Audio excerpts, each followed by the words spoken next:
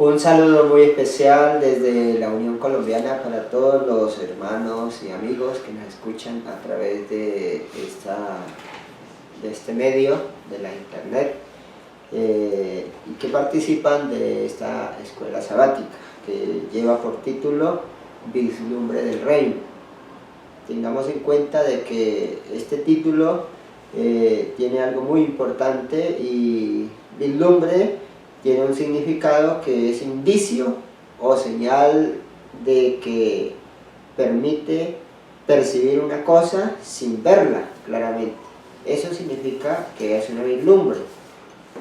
Seguramente desde aquí estamos viendo algo que nosotros no hemos visto, pero que se puede vislumbrar a través de algún acontecimiento que ya está registrado en la Biblia, y ese acontecimiento nos presenta acerca del reino de los cielos. Por lo tanto, la introducción nos dice: Jesús había dicho a sus discípulos que algunos de los que con él estaban no gustarían la muerte antes de que llegara el reino de Dios.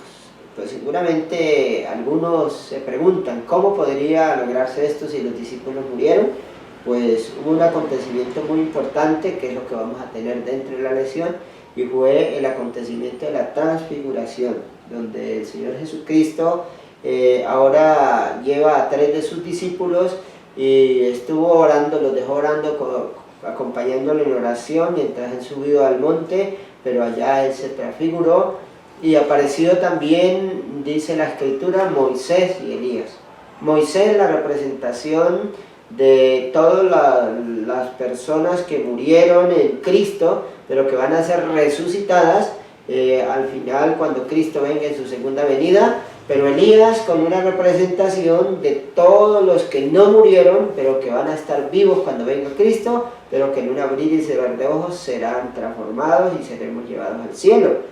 Y ahí que es muy importante de que entonces podamos mirar de que ahora Jesús también se estaba transfigurando para que se cumpliera esa profecía dada por él, que algunos mirarían la gloria y el reino de los cielos antes de morir, y en este caso eran el acontecimiento de la transfiguración, donde él les mostró su gloria, les mostró su reino. Eso es futuro, y por eso nos está hablando de una vislumbre, porque de ahí le estaba vislumbrando un poco el acontecimiento del final de la historia, que es el reino de los cielos manifestado por la segunda venida de Cristo como Rey de Reyes y Señor de Señores. Por lo tanto, basados en esto, vamos a desarrollar la lección con la primera pregunta, aquí dándole la bienvenida a mi hermano Samuel como director de evangelismo de la Unión Colombiana. Él nos va a responder la primera pregunta, que tiene relación a lo siguiente: ¿qué sorprendente anuncio sobre el reino celestial hizo Jesús a sus discípulos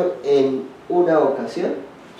Muy bien, en ese diálogo, en ese proceso de discipulado que el Señor tenía constantemente con cada uno de sus discípulos, viene un episodio muy interesante que los 3 evangelios llamados sinópticos lo enfatizan. Lucas 9, Marcos 9 y Mateo 17 nos cuentan que ellos, particularmente su grupo de discípulos, dicen: os digo en verdad que algunos de los que están aquí, está hablando con los 12, algunos van a ser entonces 3 discípulos en particular, no gustarán la muerte hasta que vean el reino de Dios. Entonces lo plantea hacia el futuro, ese reino de Dios, ese reino de la gracia que Cristo estaba ejecutando, ese reino de la gloria que se manifestará en su ocasión de su segunda venida. Entonces ellos iban a tener un anticipo. De hecho, en la nota lo enfatiza como el reino de Cristo en miniatura, en una forma pequeña, en un vislumbre, como dice entonces ese título. Y San Marcos 9 nos dice que el reino de Dios viene con poder. Cristo, al nacer en esa tierra, nació como hombre, se encarnó, vivió como un niño, iba a participar del sufrimiento, de la crucifixión, pero él no se iba a quedar solamente ahí en la cruz, iba a resucitar y vendrá con todo poder y gloria. En este caso, también dice el Evangelio de Mateo, con la gloria del Padre, con su propia gloria. Entonces Cristo, en ocasión de su segunda venida, va a ser una realidad esto que le mostró a estos 3 discípulos. Veamos a propósito el primer subtítulo, Transfiguración y Gloria. Estaba hablando de su segunda venida o de una manifestación que tendría lugar durante el tiempo de los discípulos. ¿Qué pasó una semana más tarde cuando subió a una montaña a orar? Pastor Antonio. Bien, Marcos capítulo 9 verso 2 nos dice que 6 días después Jesús llevó a Pedro, a Santiago y a Juan, y a ellos solos aparte a un monte alto, nos dice, y se transfiguró delante de ellos. Entonces ahora la pregunta nos dice que si está hablando de su segunda venida. No, porque le estaba diciendo directamente a sus discípulos, todos los que estaban con él, los 12, les estaba diciendo que algunos de ellos, no le dijo que todos, que algunos no gustarían la muerte antes de que vieran, digamos, su gloria. Entonces es ahí que se cumple la parte profética, no de la segunda venida, sino la profecía marcaba a su transfiguración, en la que ellos iban a poder mirar la gloria de Jesucristo, ¿no? Porque es maravilloso cuando vemos cómo Él se manifiesta ahora para que ellos pudieran tener una vislumbre del poder de Jesucristo. Pero la otra parte de la pregunta dice, ¿qué pasó una semana más tarde? Pues yo creo que ya lo describimos, ¿no? Dice que lo que pasó fue una transfiguración, y en esa dice el escrito de Profetas y Reyes, en la página 169, dice, en esa ocasión de la transfiguración, esta promesa se cumplió. El semblante de Jesús mudóse allí de modo que brillaba como el sol. Maravilloso, ¿cómo sería la imagen tan hermosa del Hijo de Dios transfigurado? Lo presenta como el sol. Dice, sus vestiduras eran blancas y relucientes. Moisés, que representaba a los resucitados de entre los muertos, y al producirse el segundo advenimiento de Jesús. Y Elías, que fue trasladado sin conocer la muerte, representaba a los que cuando vuelva Cristo serán transformados inmortales y trasladados al cielo sin ver la muerte. Entonces, qué maravilloso que podamos analizar en esta pregunta de la transfiguración. Tenía como propósito mostrarles la gloria de Dios para que se cumpliera la palabra, que algunos de ellos no gustarían la muerte antes de que pudieran mirar la gloria de Dios. Entonces, qué maravilloso que nosotros hoy también podamos tener esa claridad, porque hay muchos que dudan, aún en la iglesia. Muchas personas también que no han conocido verdaderamente el Evangelio dudan, pensando, ¿será que sí va a venir Jesucristo? ¿Será que sí va a haber esa manifestación que predican? ¿Será que sí es cierto que un día va a venir Jesucristo y va a venir como Rey de Reyes y Señor de Señores? Pues aquí ya nos lo estaba presentando como una vislumbre para que nosotros podamos ahora también tener la seguridad de la gloria del Señor Jesucristo.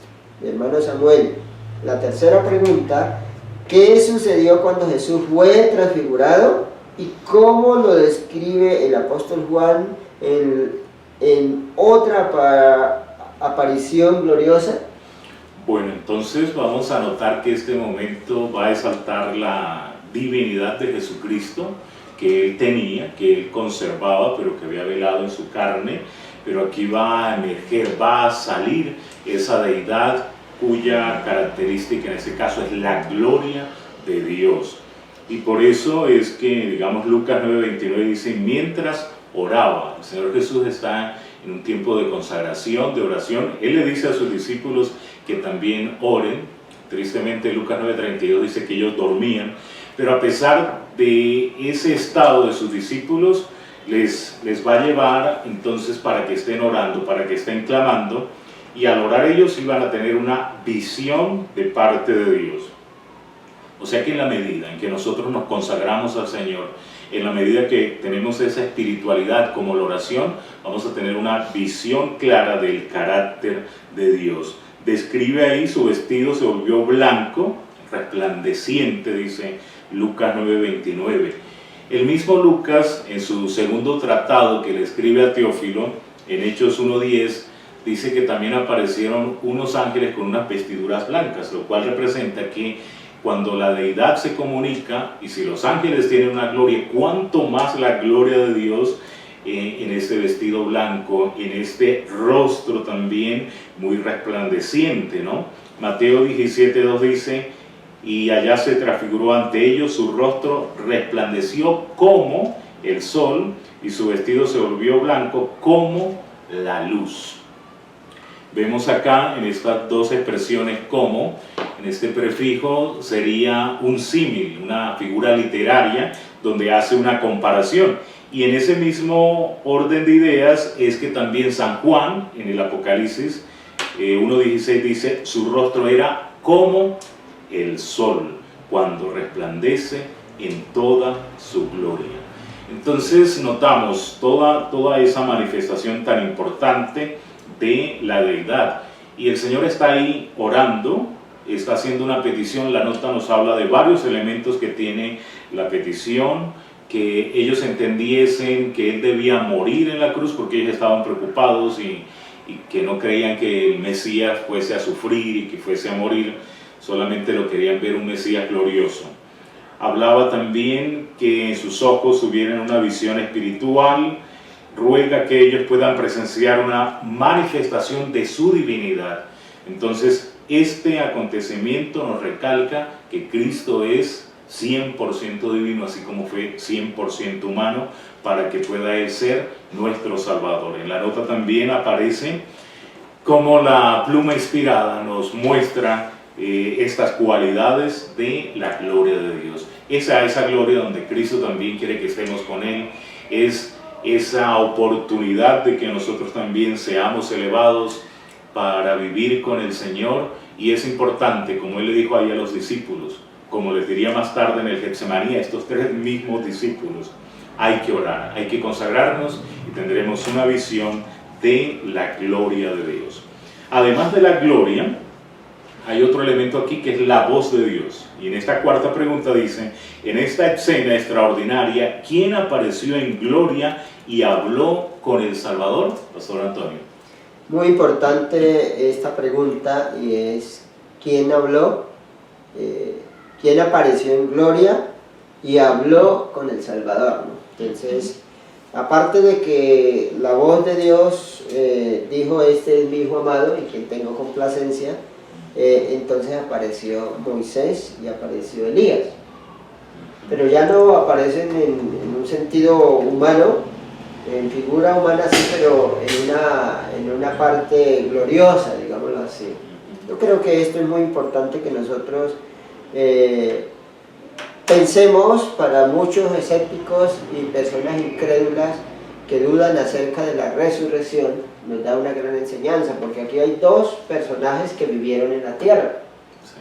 Y uno de ellos pues es Moisés, que ya nosotros conocemos la historia, que tuvo la oportunidad de sacar al pueblo de Israel de Egipto, pasar el Mar Rojo por el poder de Dios que hizo que se abriera el Mar Rojo, pasar por una serie de pruebas difíciles donde el pueblo no tenía que comer, pero oró al Señor y le dio pan, donde golpeó la roca y salió agua, pero que ahora también, después de todo, tuvo que morir y no entrar a la tierra prometida, o sea, por causa seguramente también de su error, pero esto era algo muy significativo para nosotros hoy, porque debería quedar una representación de aquellos que mueren, pero que van a resucitar. Entonces, por eso Elías aparece aquí, para demostrar de que el poder de Jesucristo, porque ahora ¿de qué era lo que estaban hablando? Dice la segunda parte. Vamos a fusionar una pregunta con la otra. ¿De qué era que estaban hablando?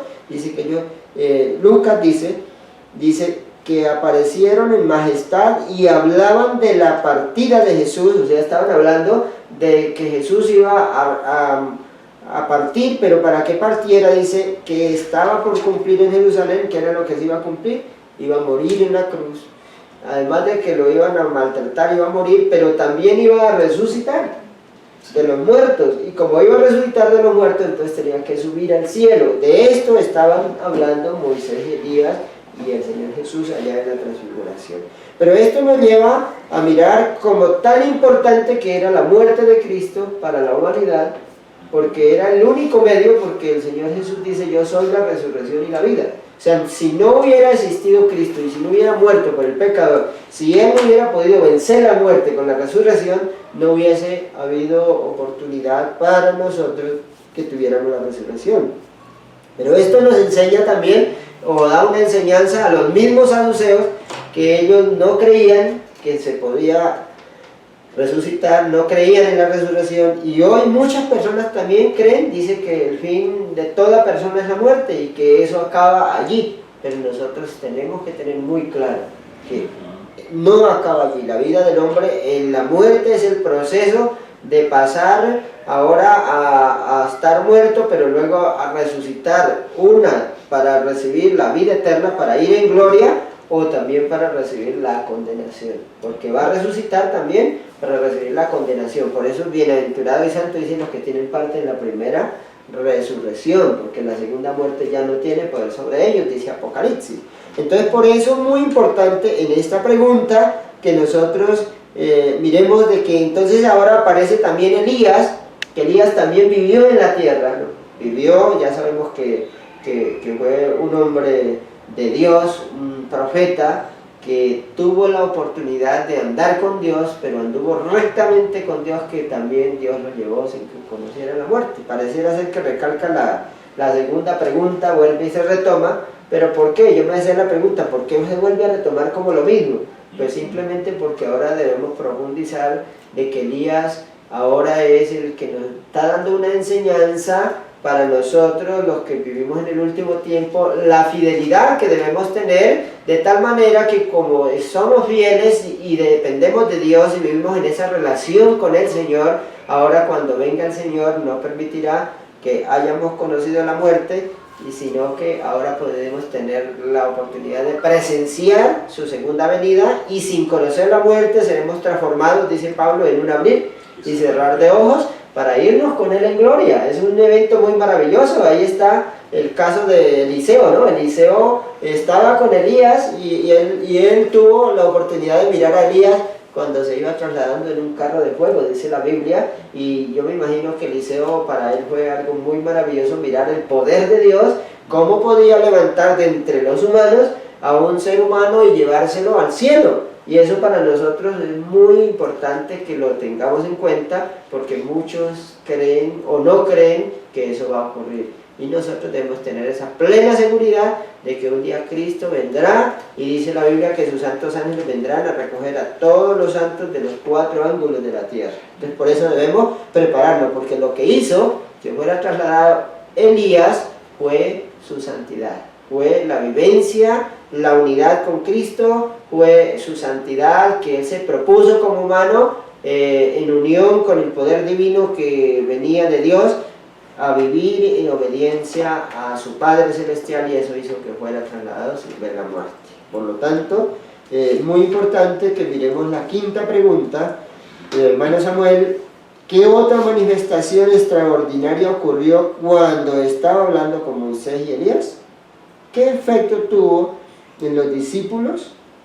Muy bien, entonces ya como el pastor nos ha comentado, hay una serie de manifestaciones.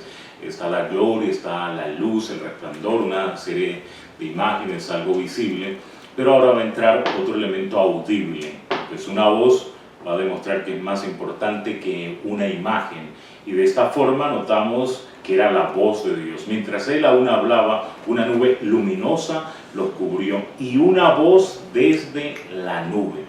Entonces Dios que se quiere comunicar, Dios que habla, Dios que está ahí en la nube. Y para estos discípulos judíos, ya el hecho de hacer alusión a la nube, recordarían varios episodios del Antiguo Testamento, de la experiencia de Moisés que aparece aquí en esta narración, o en el santuario, en el templo de Salomón, donde la nube, la gloria de Dios entró allí. Entonces está asociada la gloria con ese tema de la nube. Y la voz dice literalmente: este es mi Hijo amado. Entonces el Señor Jesucristo está presentándose aquí como el Hijo amado. Es un título mesiánico, es un título de su deidad, y el mismo Padre Celestial lo está reconociendo: este es mi Hijo amado, en quien me complazco. Ya lo había dicho en Mateo 3 en la ocasión del bautismo. Este es mi Hijo amado en quien tengo complacencia.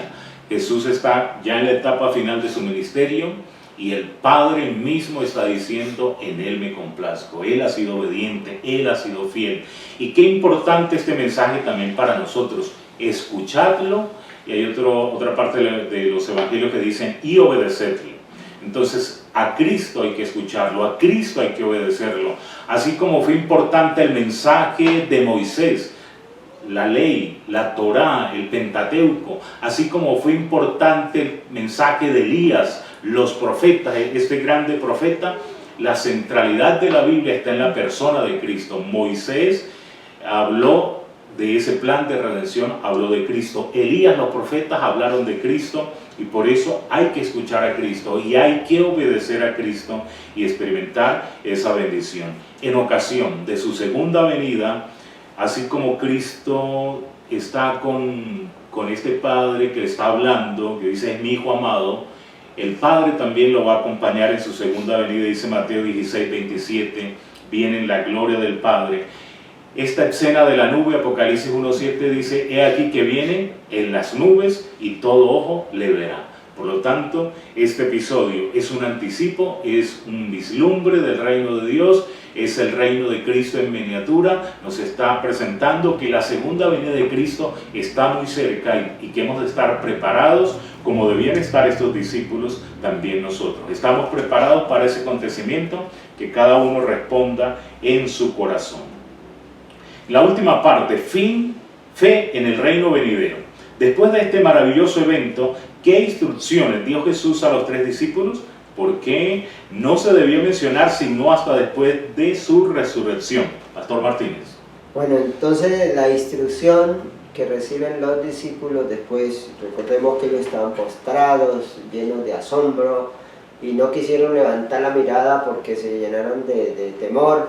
Pero cuando Jesús vino y los encontró allí, los tocó y les dice: no temáis, les dio palabras de ánimo, entonces les dio una instrucción de que no se lo dijeran a nadie.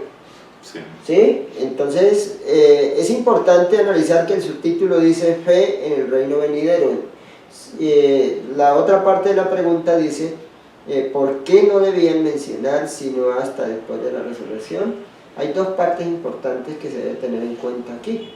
¿Por qué no se debía mencionar? En primer lugar, lo que nos presenta el deseo de toda la gente en la página 393 dice que no se debía divulgar porque ellos deberían meditar en su corazón sin divulgar esto. Es la primera obra que debe tener el hombre. Es reflexionar en lo que ha visto, en lo que ha conocido para sí. Es la parte personal. Ellos debían meditar en su corazón lo que habían podido lograr conocer, que era la transfiguración, la gloria de Jesucristo, porque aún ellos mismos, muchos pudieron dudar de que Jesucristo no era el Hijo de Dios. Sí. Es terrible la situación. Y muchos, por falta de fe también, de los otros 9, también podrían dudar. Pero entonces, qué importante es que en este momento nosotros podamos reflexionar, ¿no? Dice lo que nos dice la palabra, dice: el relatar a las multitudes no habría hecho sino excitar el ridículo o la ociosa admiración, y ni aún los 9 apóstoles iban a comprender la escena hasta después que Cristo hubiese resucitado de los muertos. Cuán lento de comprensión eran los mismos 3 discípulos favorecidos. Puede verse en el hecho de que, a pesar de todo lo que Cristo había dicho acerca de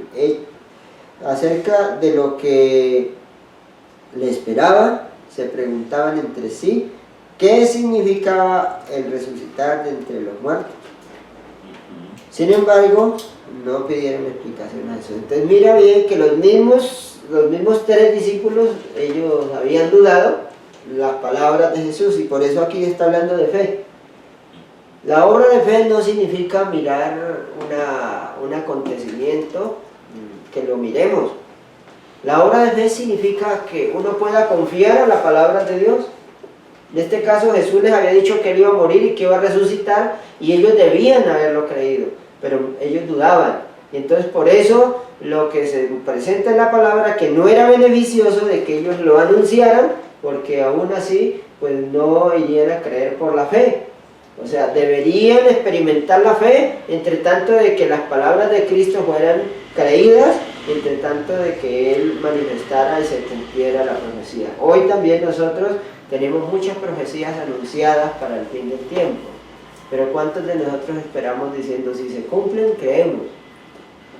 Pero ¿cuántas personas deberíamos haber creído ya todos los días recibiendo información de palabra de Dios, luz del cielo, pero muchas veces dudamos de eso? Entonces que el Señor nos ayude para que nosotros podamos poner por obra. Yo invito a todo el pueblo, a todos los que escuchan este mensaje, para que no dudemos de las palabras del Señor, no dudemos del Evangelio, no dudemos de las profecías. Hermano Samuel, la séptima pregunta nos dice, teniendo conocimiento acerca de la transfiguración, ¿qué podemos esperar en un futuro cercano? Muy bien, entonces ya en este cierre, ya mirando la fe en el reino venidero, el Señor Jesús también va a recalcar este acontecimiento en la escena de su juicio en Mateo 26, 64, cuando Él acude ante el Sanedrín y con el sumo sacerdote Caifás como presidente de este concilio. Entonces esta autoridad religiosa le dice, ¿eres tú el Cristo? ¿Eres tú el Hijo de Dios? Y él le responde lo que aparece en la lección, en el versículo 64 de Mateo 26. Jesús respondió, sí, tú lo has dicho. No negó esa autoridad, ese dominio, que él era el Mesías, el Cristo, el ungido, y que era el Hijo de Dios, como aparece en el momento de la transfiguración, que dice, este es mi Hijo. Entonces es un título divino que resalta este poder de Jesucristo.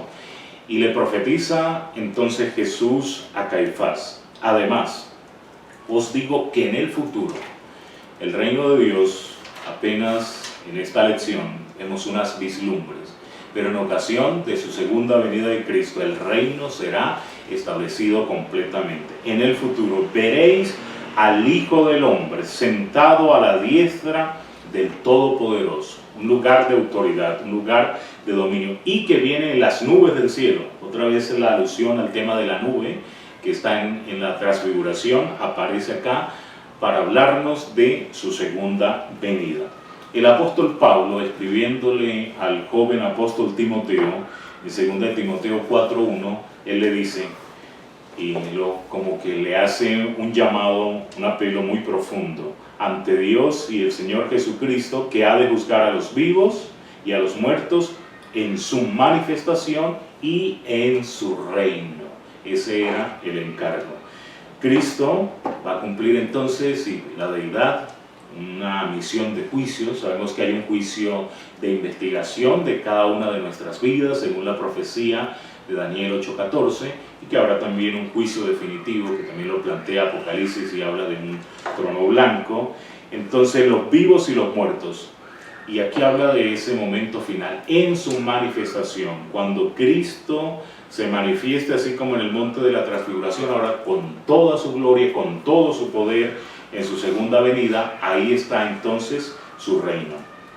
Es importante que nosotros estemos entonces preparados para la segunda venida de Cristo, que tomemos decisiones, que no nos pase las experiencias de los discípulos que estaban soñolientos, seguramente con razón, cansados, pero se durmieron ahí en la transfiguración, se durmieron en el Getsemaní. La iglesia tiene que despertar, tú y yo, nosotros tenemos que despertar para que de esta forma estemos preparados para su segunda venida. No podemos quedarnos en este planeta, en este mundo. El apóstol Pedro también en este acontecimiento dice, vamos a hacer 3 enramados, vamos a hacer 3 templos. No, la idea era irse con Cristo al reino celestial, y por eso Cristo quedó ahí solo. Cristo debe ser el centro de nuestro mensaje, y Cristo entonces nos va a llevar en la gloria celestial. ¿Qué podemos decir hacia el final, Pastor Martínez, para manera de cierre? Muy bien, es importante entonces que analicemos que los discípulos ahora cuando despiertan, porque ya analizamos que ellos están dormidos, lo que contemplan es una escena de raudales de gloria. El monte de la transfiguración ahora estaba ante los ojos de ellos con una gloria indescriptible en ese momento. Para ellos fue un momento al mismo tiempo muy agradable, pero al mismo tiempo de mucho temor al mirar su condición como personas, pecadores, como lo somos nosotros. Es ahí que eso nos da un reflejo de lo que hoy nosotros podemos hacer, porque podemos estar durmiendo, como lo decía nuestro hermano Samuel en este momento. Podemos como iglesia estar durmiendo, pero si despertamos en este momento, también podemos mirar la gloria de Dios, que es lo que se nos está presentando en esta escena de la transfiguración, es en sí la gloriosa reino de Dios en miniatura de su segunda venida. De ahí que nosotros podemos desde allí contemplar cuán glorioso será ese momento en que podamos mirar un día al Señor Jesucristo, que viene como Rey de Reyes y Señor de Señores, sentado sobre una nube, donde su resplandor va a ser muy maravilloso, ¿no? Dice Apocalipsis, dice claramente que brillaba como el sol en todo su esplendor. Entonces por eso es muy importante que comprendamos que en este estudio que tiene que ver con la vislumbre del reino, se nos está vislumbrando los destellos de gloria que vamos a tener, también prefigurados por los dos grupos de personas que van a tener ocasión en el último tiempo. Es la resurrección de los justos, muertos desde Adán hasta la venida, y también los 144.000 que van a estar vivos en el día que venga Jesucristo, representados por ese Elías que fue trasladado sin que conocieran la muerte. Entonces que el Señor nos ayude para que nosotros podamos tener esa convicción de que debemos prepararnos para el encuentro con nuestro Dios.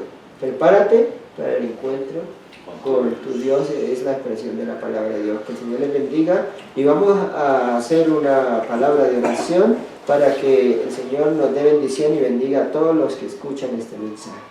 Padre eterno, misericordioso y buen Dios, Rey del cielo, a tu nombre sea la gloria, la honra y la alabanza.